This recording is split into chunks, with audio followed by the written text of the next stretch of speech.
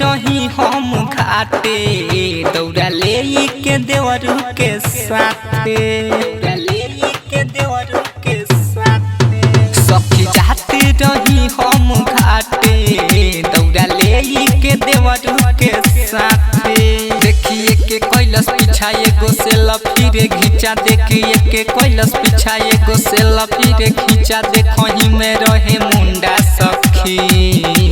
लेके आइल रहे हीरो हुंडा सखी दौड़ा लेके भागल एगो गुंडा सखी लेके आइल रहे हीरो हुंडा सखी दौड़ा लेके भागल एगो गुंडा सखी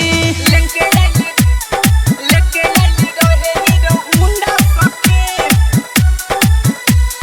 डीजे शुभम सुमेरपुर पूजा के सारा सामान रही धइले पहिला बेरी रही छठ उठैले छोटका देवरवा के साथ ले आइने पिया परदेसी हो घरे ना आइले पूजा के सारा सामान रही धइले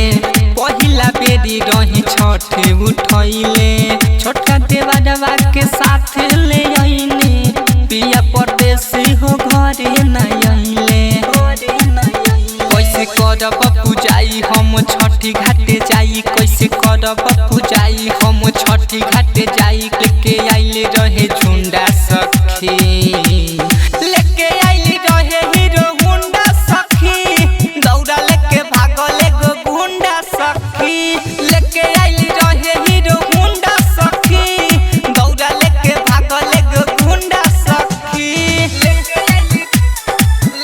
आइले रहे हीरो हुंडा सखी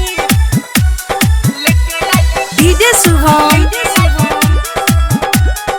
सुमेरपुर पियरी ड्रेस में रहे आइल हमरा तो सखी रे नाही चिन्हाइल राइटर यार सद के अपना साथ में लागता हमारा रहे लियाइल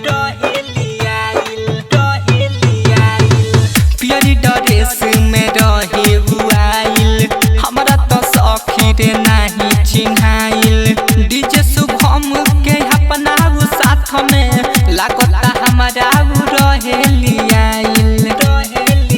कैसे करब परब अनर्जित सोहरब कैसे करब परब आनंद सोहरब अरुण बाटे पूरा हुंडा सखी लेके आइल रहे हीरो हुंडा सखी दौड़ा लेके भागल एगो गुंडा सखी